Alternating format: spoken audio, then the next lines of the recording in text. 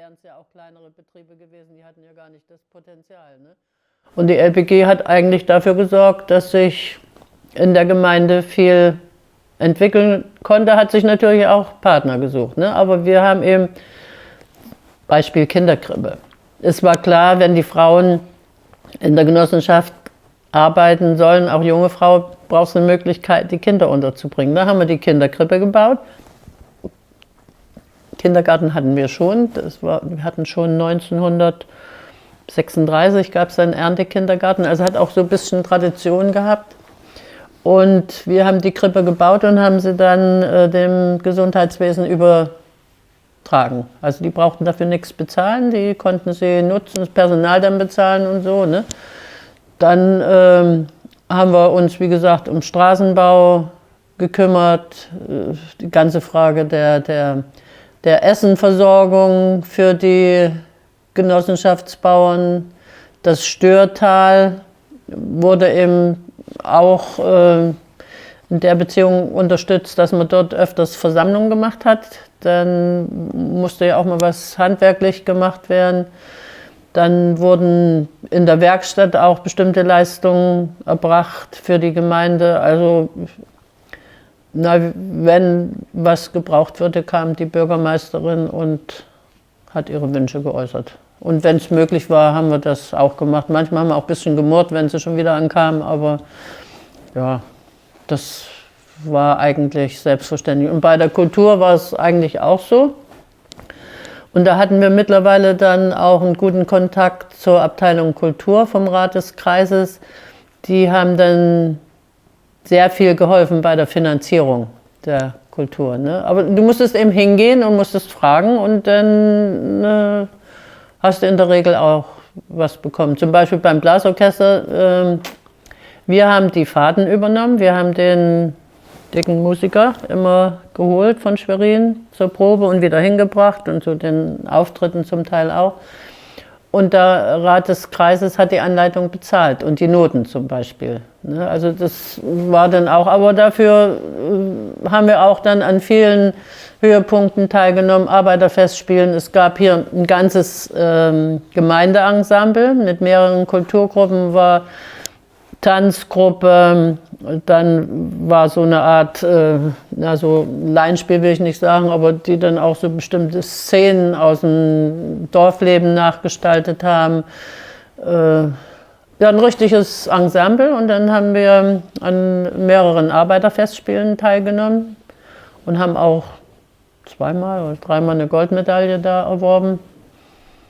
Und dann ging das natürlich über die anderen Dörfer. Ne? Also das war dann nicht nur der Zusammenhalt hier, sondern auch die anderen Dörfer im Gemeindeverband, die waren da mitvertreten. Und das hat natürlich heute noch, ne? Wenn du Leute triffst, die mal im Chor waren oder so, ne? Weißt du noch? Und ja, es ist natürlich vieles eingeschlafen. Ne? Auch Problem Nachwuchs, ne? Viele junge Leute sind auch weggegangen wegen Verdienstmöglichkeiten und so. Ne? Na, ich glaube, in dem Bereich gibt es immer so ein bisschen auf und ab. Ne? Denn die erzählt haben sie auch, dass nach dem Krieg viel los war. Aber wie gesagt, das kenn ich eben auch nur aus den Erzählungen. Da war eine Laienspielgruppe und eine Mandolinengruppe und eine Tanzgruppe auch. Also, und dann ist das mal wieder abgeflacht. Hängt ja immer von den Leuten ab, die dort mitmachen.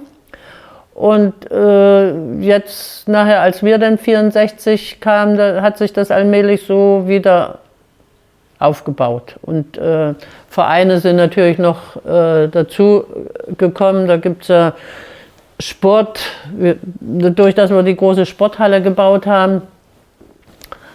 Ja, da ist da auch immer Betrieb, Bewegung und also es ist nach der Wende weniger geworden. Man kann sagen, dass sich bis zur Wende das auf einem hohen Niveau gehalten hat.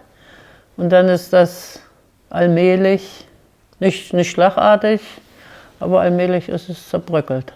Und wenn du neben der Arbeit den Freizeitbereich mit einbeziehen kannst und die Menschen mit einbeziehen kannst, sie in einer ganz anderen Umgebung kennen und schätzen lernst, dann bringt das natürlich Zusammenhalt. Und auch die Frage Kinder, Kinderbetreuung, Kindererziehung, Schule, das ist ja wichtig für so ein Dorf. Kann ja immer nur von Bansko ausgehen, weil das alles hier unter einem großen Dach, sage ich mal, möglich war. Gemeinde, LPG und sich jeder auch in gewisser Weise verantwortlich gefühlt hat. Wir haben im Nationalen Aufbauwerk, NRW, da wurden 2 Schulen gebaut. Es wurden Straßen gebaut. Es wurde ein Anglerheim gebaut für die Angler.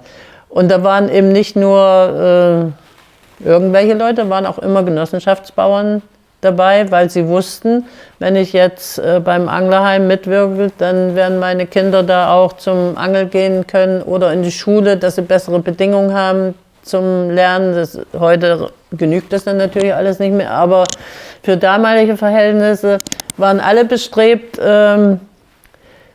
gemeinsam etwas für alle zu machen. Und wenn man das so spürt und die Bereitschaft findet bei den Leuten, sind natürlich nicht alle gleich mit wehenden Fahnen gekommen. Aber immer, wenn man Menschen angesprochen hat, helft ihr, wollt ihr, könnt ihr. Ich habe das nicht einmal erlebt, dass ich eine Absage gekriegt habe.